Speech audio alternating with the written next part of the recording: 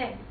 So this weekend, all the weekends, you go out with friends, you go to a party, the mall, whatever it is.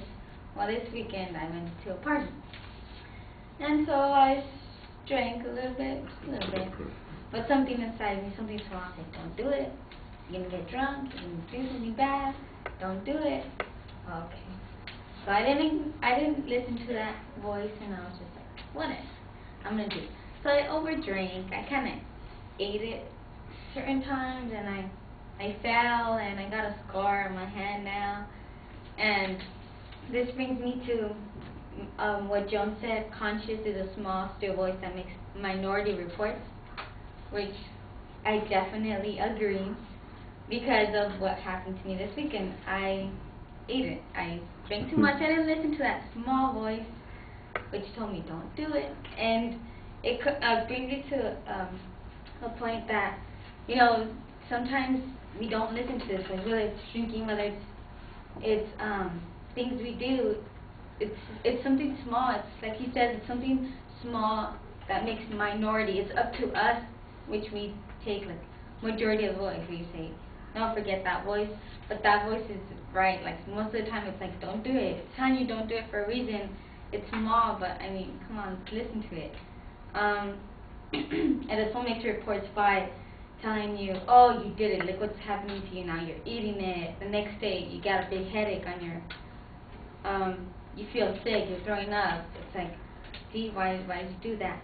So I definitely agree with Jones, because if you wouldn't have that voice, you do whatever you want. You wouldn't have a conscience. So every person needs a conscience, and that's it.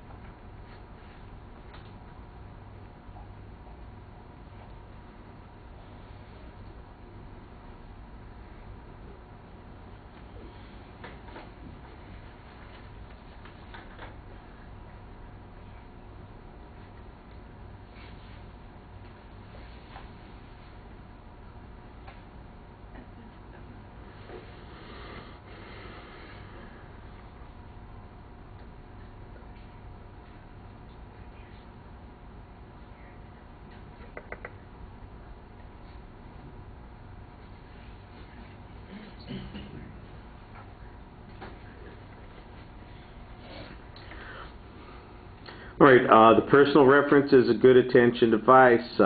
You make a good transition to the quote, tell us what your point of view on it is. There's no structure for the speech, and you kind of get stuck with that same idea, the same example for most of the presentation. I think you limit your speech a little bit because you're so focused on that one particular incident, and so you don't really get a chance to develop it a little bit more. On presentation, I thought your voice was projected fine, and you have a lot of variety. You sound animated when you're speaking.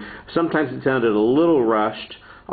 Your gestures, you've got some good indicators, but sometimes it seems like you're overdoing them a little bit, like every time you get stuck, you go to adding another gesture. The facial expressions, again, I thought you seemed very involved and animated while you were speaking. The eye contact with the audience was satisfactory. From the beginning, your anxiety seems to be coming out in your feet. You cross your ankles, you're shifting your weight a little bit, so that suggests where your anxiety is. And then maybe I think that's part of what's going on also with the gestures. Every time you're a little bit hesitant, that's where the anxiety comes out. Give another gesture instead of making the gestures as purposeful as they could be. Like I said, they weren't bad. It just seemed like maybe a slightly overdone. At the end of the speech, I thought you were doing okay up until the point where you say, and that's it. So I think stick with your example and the point that you're trying to make, and it'll be a lot clearer. Thank you very much.